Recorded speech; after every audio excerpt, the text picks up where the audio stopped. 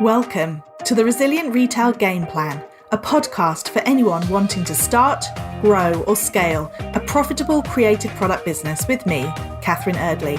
The Resilient Retail Game Plan is a podcast dedicated to one thing, breaking down the concepts and tools that I've gathered from 20 years in the retail industry and showing you how you can use them in your business. This is the real nuts and bolts of running a successful product business, broken down in an easy, accessible way. This is not a podcast about learning how to make your business look good. It's the tools and techniques that will make you and your business feel good.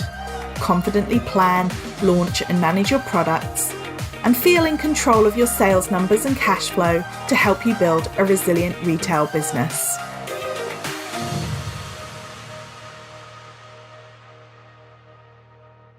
Welcome to the Resilient Retail Game Plan.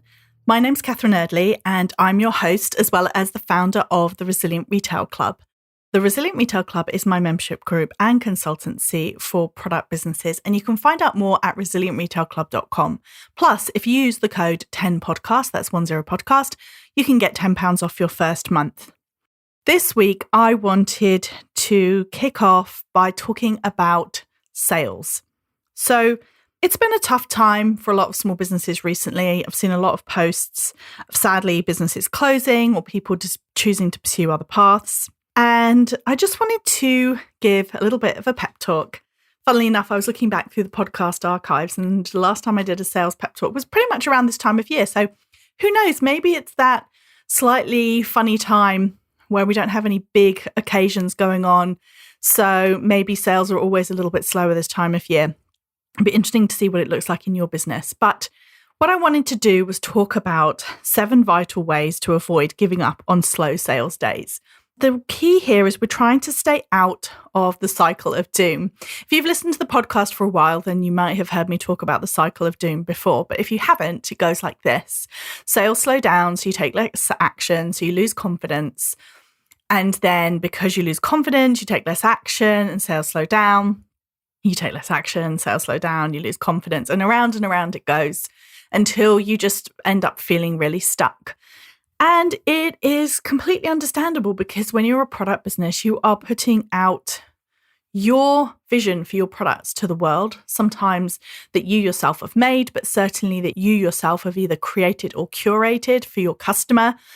And so when you have a tough sales day, it can feel just so demoralising that if you're not careful, then it can put you into that cycle of doom. When in fact, there might be lots and lots of different reasons why you might have a slow sales day. So I have got 7 ways that I'm going to run you through in this podcast. So the first thing is to remember that it's not the day that matters. It isn't always actually the week that matters. What I would suggest that you do is you look at your sales more on a monthly basis, perhaps even quarterly.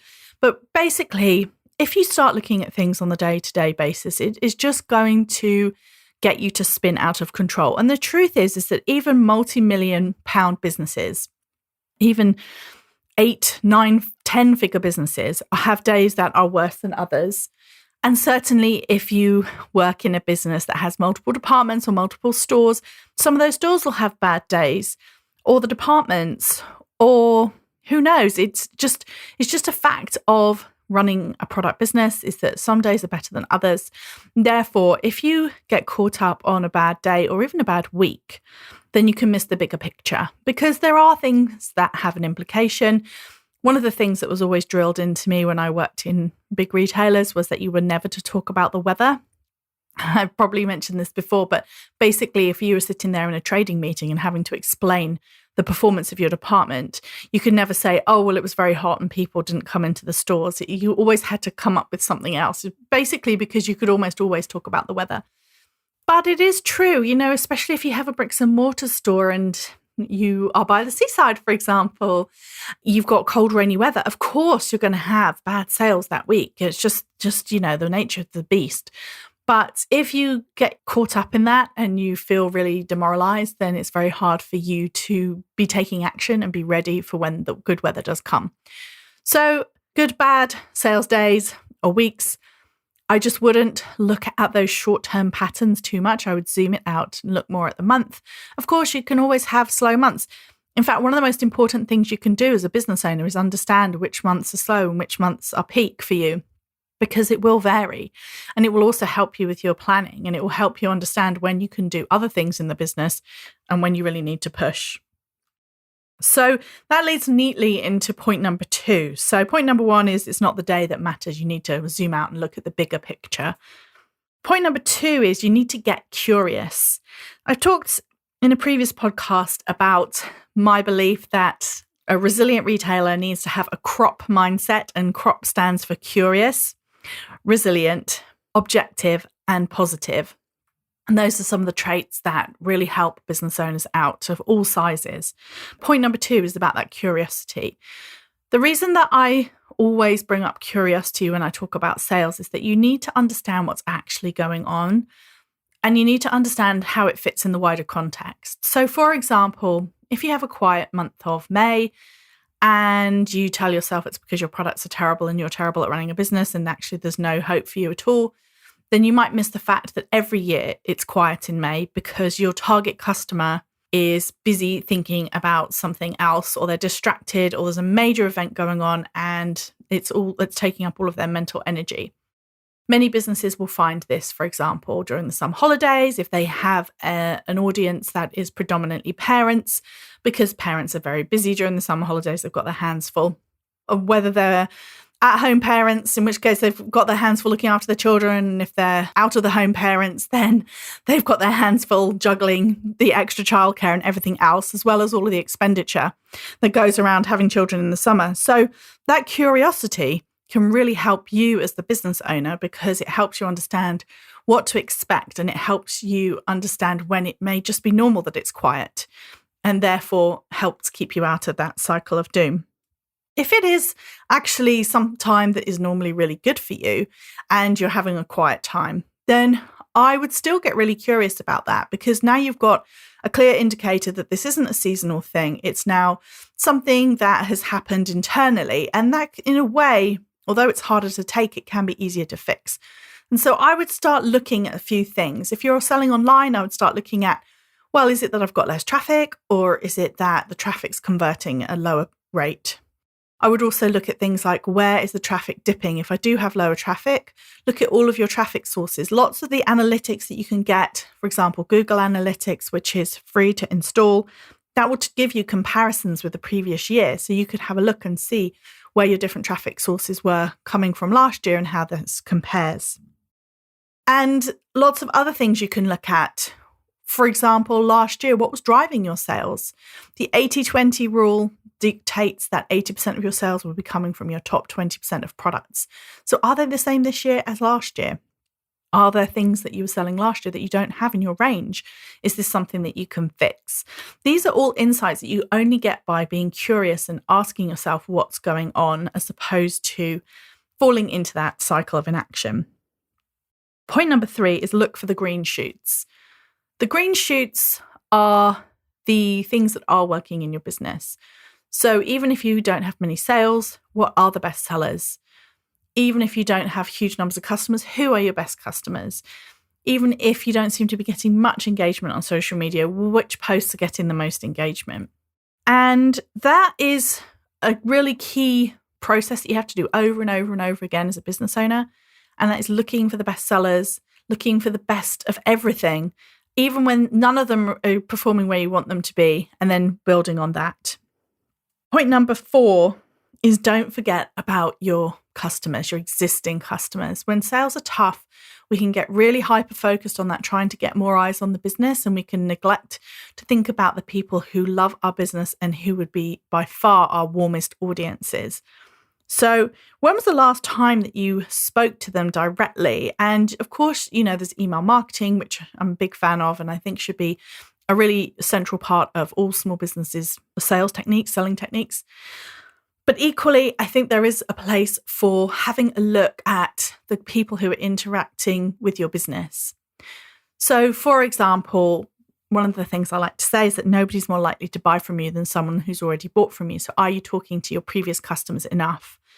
Are you taking the time to even go to the next level and reach out to them? And for example, an example of how this could work is that if you have a customer that has bought from you previously and you've noticed they haven't bought for a while, you could just reach out and drop them a note and just say, "Hi, I was thinking about you, thought you might like these," and see what they say. Also, take a look at who's actually interacting with your content, who's liking your posts, who's opening your emails, who's reading them. Are there things that you can do to engage with those people and just see what's going on for them?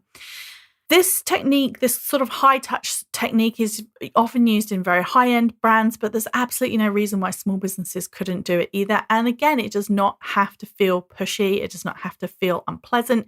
It can, in fact, feel really quite lovely for the customer to get something from a brand that they really love and admire, asking them if they're interested in a beautiful hand selection of items. And if the answer is no, then the answer is no. But there's definitely a way of doing it that is what I like to call light, bright, and polite, where you just pop in and you say hi and thought you might like these things. And if not, then that's fine. And can be something that can be done very much on a one-by-one basis. Often we try and think about how to do things at scale in our business, and that's great. But sometimes with sales, especially if you're experiencing a slow time, then there is definitely room for you to go out there and do that high touch and getting in contact with people directly. The fifth point that I wanted to make was that sometimes you just have to shake things up. So if you feel like, actually, I have been underperforming for my sales for a really long time and I don't know why, I think that I would challenge you to really think about what you could do differently. Are there things that you could try that you haven't tried before? I think this happens on social media. I think periodically we have to shake up our content. I think it certainly happens with our products. I think you have to think about your ranges. Are they fresh enough? Are they new enough? That was always one of the biggest things that we would challenge ourselves on in big retailers. Is it fresh enough? Is it new enough? Is it enough of us covering our bases with products that we know people will love, but there's something to move it on? So if you've been experiencing slow sales for a while, ask yourself, is there any way with low cost, low risk strategy of just trying something different in your business? If you design your own products, then this is much easier to do than if you are paying somebody else to create or design things. But I would just have a look, try new product types, try new designs, try new print handwriting, try new categories. Just try something different and something new, and it could help invigorate you, because customers move on, and any product business that rests on its laurels for too long, that doesn't keep moving its products on, will find it very hard to keep up. And it can be relentless. This is an almost constant cycle of product development and testing and learning. But ultimately, this is what it takes to keep moving your business. And if you are feeling stuck, then I think you have to just ask yourself, is everything fresh enough? Is there anything that I can do, anything I can try? And I'm not talking about going out and investing huge sums of money in stock on a whim, but just thinking about, is it fresh enough? Is there anything I can do? Because sometimes something that worked really well the previous year may not work this year. And it's no reflection. It's just life in retail. It's a constant stream of newness, but in a controlled way, so that you're not putting all of your money into new stock, but you do have something fresh to talk about. And the same goes for your messaging, even if it's not necessarily the product that you think needs a refresh, but if your messaging needs a refresh, or your social media, the kind of content that you're putting out, these are all things for you to think about and just take a step back. And if you honestly have run out of ideas, and it does happen, then that is no bad reflection.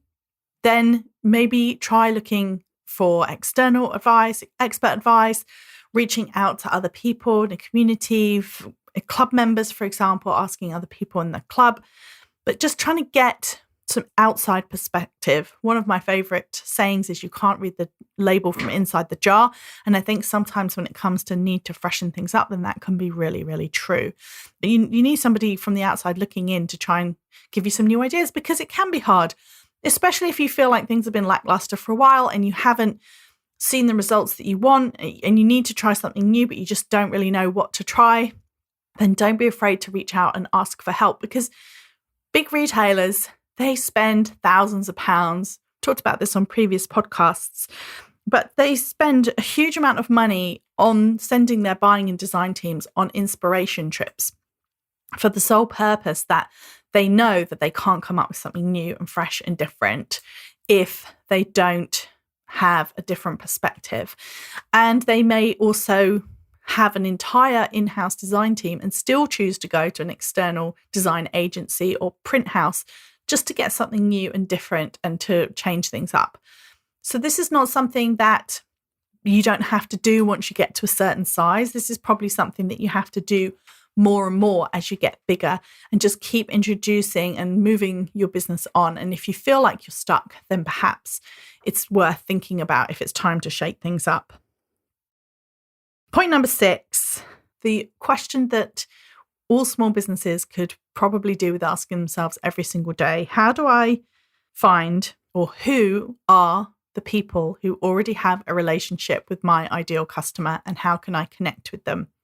This is a question that you can ask over and over again at every single point of your business, from the first day until, well, forever, really.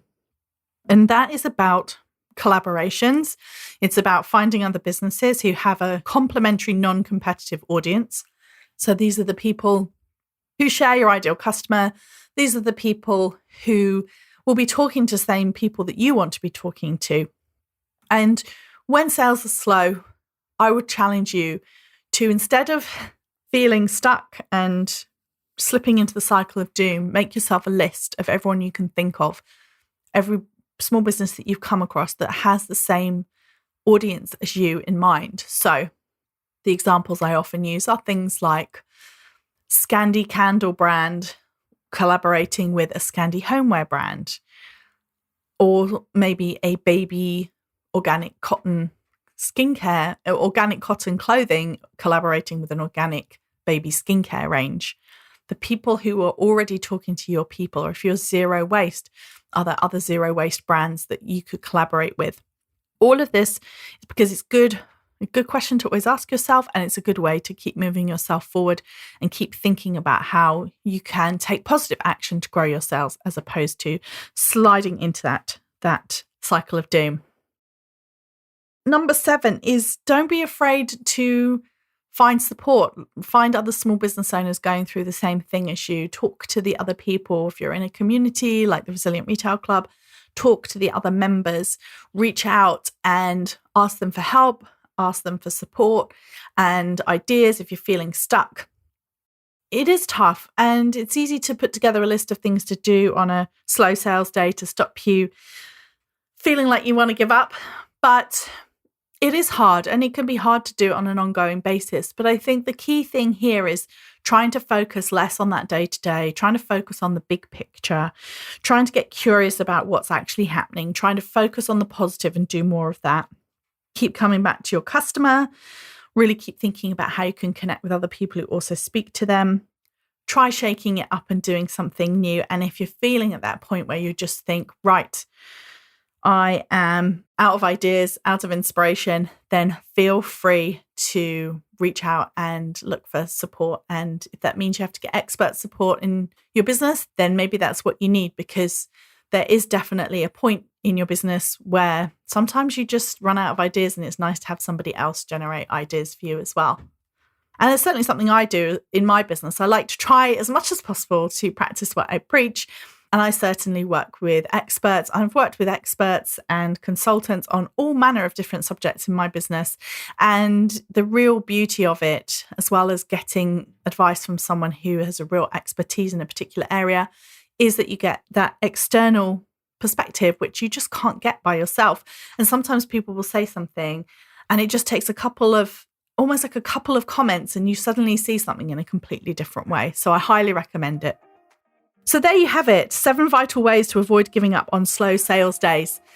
And I'm very excited to invite you to join us inside the Resilient Retail Club for a 30-day Grow Your Sales Challenge. It is kicking off on the 19th of June, and it is for members only. We're going to be sharing prompts every day. We're going to have challenges, get you to set your goals, going to have some accountability. Everything is going to be focused on a final push before the summer holidays begin, for those of you that this is important for. Basically, everything focused around growing your sales together as a group with high energy, great information, great prompts to get you thinking, and we would love to have you as part of it. So all you have to do is sign up to the Resilient Retail Club and you will be able to take part. If you've got any questions, then feel free to drop me a message. You can head over to Instagram at Resilient Retail Club and shoot me a DM. Or if you're on my mailing list, then you will get the information sent out to you very shortly. And if you are not on my mailing list, then why not head over to resilientretailclub.com/sign-up/ get onto my mailing list, and you'll be the first to know about all of the information.